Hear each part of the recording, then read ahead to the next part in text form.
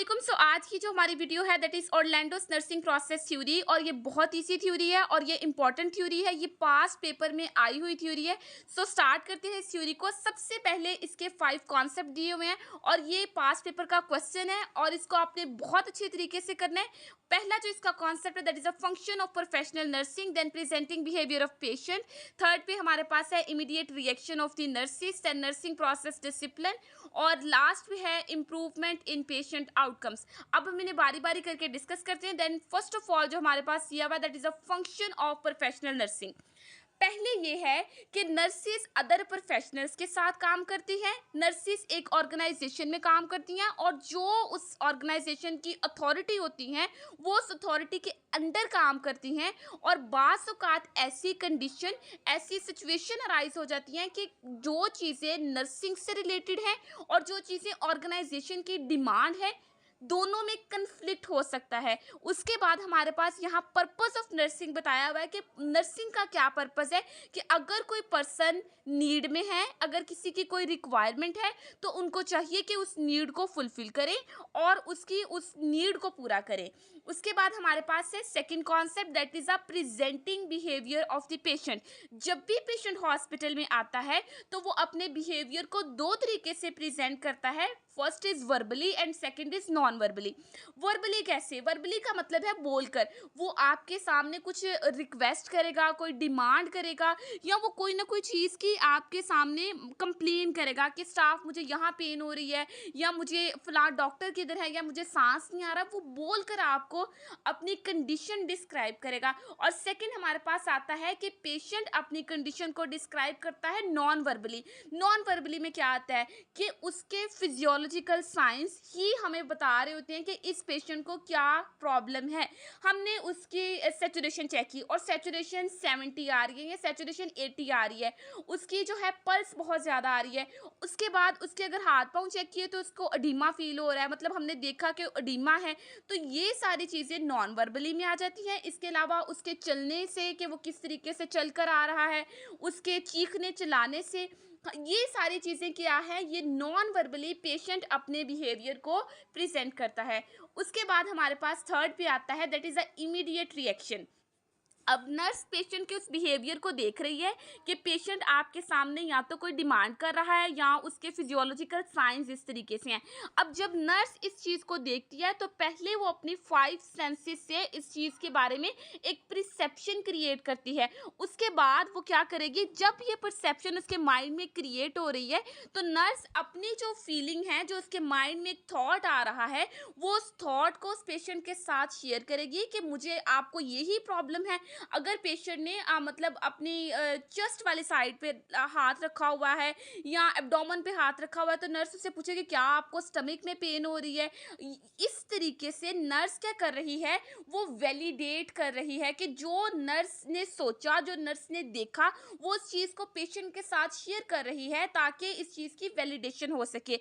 उसके बाद जो उसकी परसेप्शन है वो एक थॉट और फीलिंग में देन कन्वर्ट हो जाती है। और जब ये सारी चीज़ें हो जाती है, अब इसके बाद नर्स एक्शन लेगी। नर्स दो तरीके के एक्शन परफॉर्म करेगी इसके बाद। वो एक्शन कौन से हैं? Automatic action and deliberate action. अब ऑटोमेटिक एक्शन क्या है?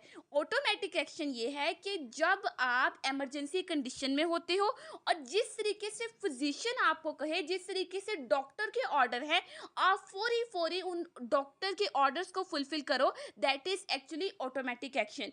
ठीक है, जिस तरीके से डॉक्टर ने आपको कहा कि आप फलां पेशेंट को जाके इतनी डोज जो है, इतनी मेडिसिन की लगा दो, आपने यहाँ डॉक्टर से सवाल नहीं किया कि ये डोज क्यों लगानी है।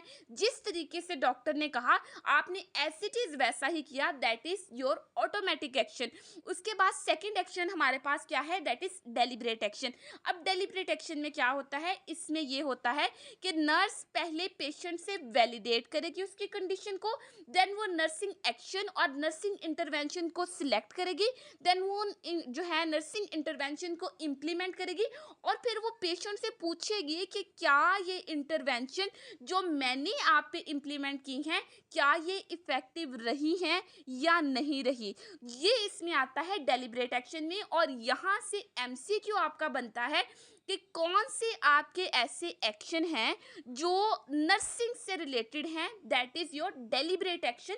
क्योंकि इसमें नर्सिस क्या करती हैं, नर्सिंग इंटरवेंशंस को अप्लाई करती हैं और पेशेंट से पहले उसके कंडीशन के बारे में पूछेंगी, फिर वो नर्सिंग इंटरवेंशन को अप्लाई करती हैं।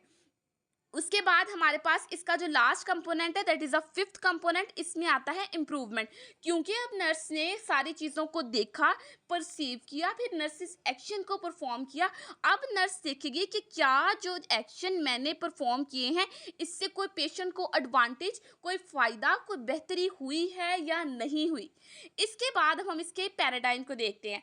मेटा पैराडाइम या पैराडाइम में हमारे पास टोटल 4 चीज़ों को हम डिस्कस करते हैं और ये हमने थ्योरी के एज इट इज लिखना होता है इसमें। और हर थ्योरी का पहले तो मेन कॉन्सेप्ट और उसके बाद उसका paradigm UHS point of view से, आपके एग्जाम पॉइंट ऑफ व्यू से बहुत बहुत इंपॉर्टेंट है। तो पहला हमारे पास यह हुआ है पर्सन या फिर ह्यूमन बीइंग।